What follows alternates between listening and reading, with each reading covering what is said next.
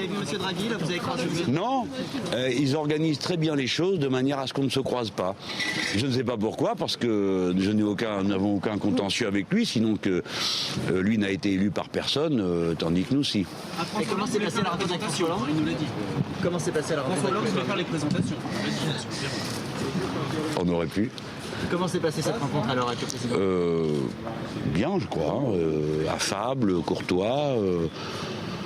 Bon, évidemment, il est dans une logique qui n'est pas la nôtre, puisque nous sommes pour une 6e République, donc là, on est en train de discuter du énième replâtrage de la 5e République. On a commencé par lui faire remarquer que ça serait la 21e fois qu'on la changerait. Au cours des 10 dernières années, ça fait une moyenne de pratiquement un changement par an. Et on ne demande jamais l'avis du peuple français. Donc notre position, on dit c'est peut-être le moment maintenant de faire un grand toilettage public avec une constituante. Bon, c'était pas le sujet aujourd'hui, autant dire les choses comme elles sont. Cependant, on a quand même fait remarquer que ça aurait été bien que la mission de Lionel Jospin lui épargne à lui, chef de l'État, le défilé de tout le monde pour venir discuter avec lui. On aurait pu très bien faire ça dans la commission, comme ça a été fait pour d'autres thèmes, des auditions publiques, télédiffusées. Bon, comme ça, c'est un excitant civique. Les gens suivent, s'intéressent, il y a des rebondissements, bref. Et les propositions peuvent être développées d'une manière plus intéressante que les 4 mots qu'on va pouvoir vous dire là, ou la demi-heure d'entretien qu'on a eu avec le chef de l'État. Voilà. Donc ça, c'est le premier point. Alors, bon, il faut discuter dans le cadre qui nous est proposé, évidemment, on a donné des idées. Moi, je vais m'en tenir juste à une, c'est la question de... Alors, sur la présidentialisation du régime... Martine a fait des remarques sur la construction qui est proposée par Lionel. Peut-être que tu pourrais les refaire. C'est-à-dire que l'analyse qu'on fait du rapport, c'est que finalement il ressort 3 éléments: présidentialisation, bipartisme et le fait de favoriser ceux qui ont de l'argent. Quand on regarde sur ce qui est proposé pour la modification de la candidature au présidentiel, bon, le système des 150 000 signatures sur 50 départements, évidemment, défavorise les petites formations politiques. On a fait le calcul, par exemple, pour Eva Joly, ça voudrait dire que 20% de ces électeurs auraient dû rendre public quelle candidate ils allaient soutenir. Et le fait de vouloir supprimer la possibilité des partis de faire des prêts aux candidats, ça veut dire tout simplement qu'il n'y a plus que ceux qui ont un patrimoine personnel, qui vont pouvoir être candidats à la présidentielle. Donc pour nous, ça va exactement à l'inverse de ce qu'il faudrait faire pour démocratiser au contraire le système, même si on ne va pas jusqu'à la 6e République. Sans oublier cette trouvaille de coin de table là, qui est de dire les gens, sous prétexte de mieux rembourser, alors au passage, on dit vous serez remboursé proportionnellement à vos résultats. Donc alors là, c'est pire que tout. Ça veut dire que les grands partis ou les premiers partis reçoivent beaucoup plus que tous les autres. Là, tu avais fait le calcul pour moi, avec 11% des voix et 4 millions de suffrages, ça me donnait un remboursement qui était un tiers inférieur à celui qu'ont connu les deux autres, ceux qui étaient devant moi. Sur l'atmosphère, vous avez ce matin dans Libération estimé que François Hollande était aussi aveugle que Louis XVI. Aveuglé. Oui, c'est une formule, c'est pas forcément celle que j'aurais aimé qu'on retienne, surtout avant d'aller lui rendre visite, on en a plaisanté ensemble. Oui, je crois qu'il y a une atmosphère générale qui touche toute la superstructure politique d'aveuglement. Aveuglement politique, vous voyez de quoi on est en train de parler, du replâtrage de la 5e République qui n'en peut plus, c'est quand même une forme d'aveuglement. Et puis aussi d'aveuglement économique, mais c'est un autre sujet, c'était pas le sujet ce matin. Alors je voudrais quand même terminer sur les propositions qu'on a fait, parce que c'est pas contenté de critiquer, on a fait des propositions, en particulier sur le mode de scrutin. Qu'on se comprenne bien, c'est le rapport Jospin qui propose d'introduire de la proportionnelle, d'accord ? Donc on ne veut plus entendre parler de l'argument d'après lequel le Front National serait un problème. J'ajoute que si on continue à maintenir le scrutin majoritaire à 2 tours, c'est là que le Front National va commencer à être un problème, si c'est la condition pour la droite pour avoir des élus. Par conséquent, on oublie cet argument qui n'en a jamais été un. Si le Front National est dangereux pour la République, il n'y a qu'à l'interdire. S'il n'est pas dangereux pour la République, c'est un parti extrême, mais c'est un parti comme les autres, alors on arrête d'en prendre le prétexte pour limiter la proportionnelle. Une fois ce point posé, regardons la situation. On nous propose d'avoir des élus de 2 manières différentes dans la même assemblée. Non, on peut avoir la stabilité et la proportionnelle intégrale ou presque. Comment ? Avec le mode de scrutin que les socialistes ont déjà adopté une fois dans leur histoire, ainsi que les communistes, la proportionnelle départementale, celle qui a été installée en 1986. Il y avait un seuil et il y avait une prime qui était donnée à ceux qui se rassemblent. La preuve, il n'y a pas eu d'instabilité gouvernementale après l'élection de 86. En plus, c'est l'opposition qui l'a gagnée. Mais de la faute de la gauche, elle avait qu'à se rassembler. Donc, il existe un système simple, concret. Si le président de la République a peur que néanmoins ça crée du désordre, il peut mettre un deuxième cliquet. C'est-à-dire faire comme en Allemagne, il est interdit de renverser un gouvernement tant qu'il n'y a pas une alliance alternative pour constituer une majorité parlementaire. Donc, qu'on ne vienne pas dire que la proportionnelle, c'est que instiller, comme ils disent. Alors on n'en finit plus de doser l'instillation. Lui avait proposé 20% dans la campagne, entre-temps c'est devenu 10%, on ne sait pas pourquoi ça a réduit au lavage comme ça, en cours de route. Non, prenons un problème, abordons le problème avec une règle simple.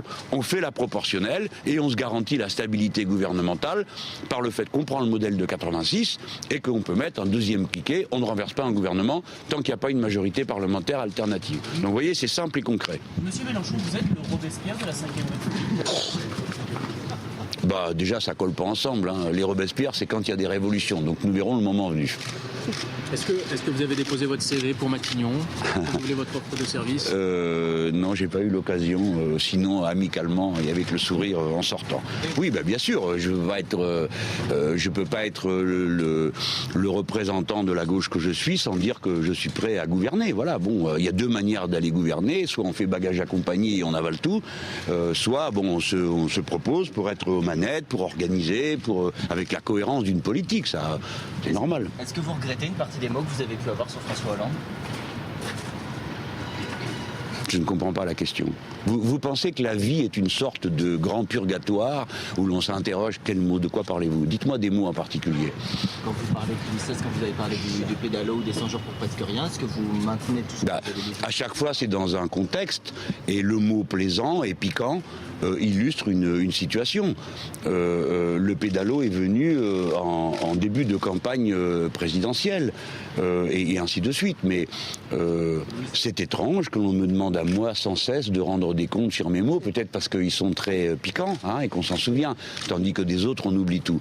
Mais non. Les mots qui se disent entre eux, je veux dire là, franchement. Est-ce que vous leur demandez, oui, d'abord ce qu'ils se disent entre eux, puis deuxièmement, bon, eux, ils m'ont aussi aimablement et avec le sourire traité d'extraterrestres, d'hommes hors du réel, etc. Bon, ça fait partie de la vie politique, mais c'est plus ou moins drôle. Extraterrestre, ça fait rire personne. Le pédalo, ça fait rire tout le monde. Et il faut qu'il y ait de l'humour. La politique, ça peut pas être cette matière sans goût, sans saveur, sans odeur, où l'humour ne joue aucun rôle. Seule la mine catastrophée fonctionnerait, ou l'invective. Non, moi j'invective pas, je plaisante, je pique. Comment a terminé Louis XVI?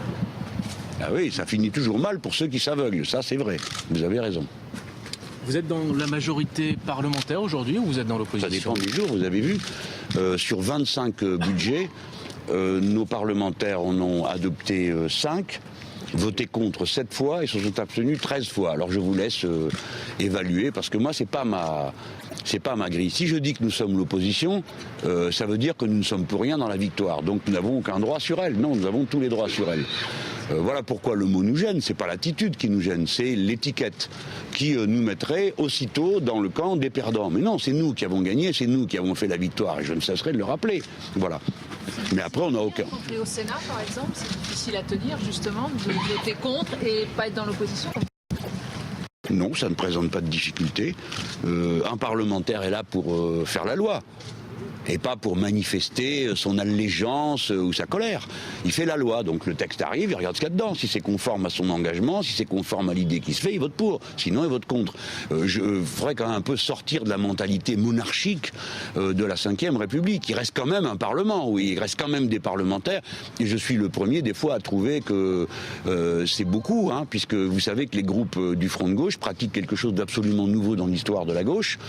Non seulement ils sont autonomes par rapport au partis politiques qui ont présenté des candidatures, mais chacun d'entre eux est autonome. Alors donc le parti dit ce qu'il veut et les parlementaires aussi.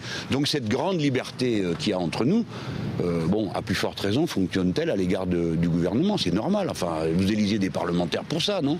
Pas pour qu'ils soient en rang serré comme une plantation de poireaux, là. Est-ce que être invité hier par un Dites, c'est pas le sujet. Mais écoutez, ici, on nous reçoit, hein. On nous invite, on n'a rien à demander. C'est bien. Est-ce que vous avez fait passer d'autres messages au président que sur la commission Jospin aujourd'hui? Oui, à la fin, mais vraiment, nous étions convenus qu'on traiterait que du sujet, hein, la réforme des institutions, etc. Mais à la fin, quand même, on était convenus, Martine et moi, qu'on reviendrait sur le sujet de l'amnistie des syndicalistes. Parce que si vous vous souvenez, ce qui était là la fois d'avant, on avait posé cette question. Et il nous a redit que lui, il n'y avait aucune objection de principe et que c'était normalement, peut-être à la conférence sociale, que cette question se traiterait. Il avait l'air un peu embarrassé que la question se pose toujours. Nous, on lui a rappelé que ça se posait pour des milliers de gens dans le pays. Voilà. Mais c'est le seul point sur lequel on est sorti du cadre. Hein. Il avait l'air d'être très attaché à ce qu'on reste dans le cadre. Sinon, on y serait encore en train de discuter. Avec quelle impression vous ressortez de cet entretien? Quelle impression du président? Nous sommes des républicains tous les deux, donc on est à l'aise quand il s'agit de discuter, de se rencontrer dans un cadre comme celui-là. Il a l'air de travailler on l'a senti comme quelqu'un qui peaufinait un projet. Hein. Oui, oui. On va voir ce qu'il aura retenu de ce qu'on a pu dire, des critiques qu'on a pu émettre, des propositions qu'on a pu faire, et voir si on retrouvera quelques-unes de nos propositions ou pas dans le projet qui viendra au débat. Mais il s'est intéressé à différents sujets qu'on a soulevés. Par exemple, le cumul des mandats. On a aussi évoqué la question du cumul dans le temps. Il a dit, vous en discutez dans votre cadre, mais puisque vous en discutez, vous pourriez aussi évoquer ça. En effet, il y a une question. Le statut des élus, des choses comme ça. On a eu le sentiment d'être dans une discussion. Et pas d'avoir été... C'est au point d'ailleurs qu'on lui a dit, mais pourquoi on n'a pas pu faire tout ça devant la commission, en déposant des documents, des propositions écrites, ça aurait été plus simple. Alors lui, il a dit, non, c'est comme ça qu'on a organisé les choses. Très bien, on va pas se plaindre, hein, ça nous donne l'occasion de vous voir et puis de le voir. Allez, on vous laisse avec M. Draghi. Rappelez-lui que la Banque Centrale Européenne ne doit pas rester indépendante et qu'il pourrait faire cesser toutes les misères de l'Europe si la Banque Centrale prêtait directement aux États. Je ne sais pas ce qu'ils vont se dire, mais moi je saurais quoi lui dire. Hein. Allez, au revoir. Au revoir. C'est Mario Draghi.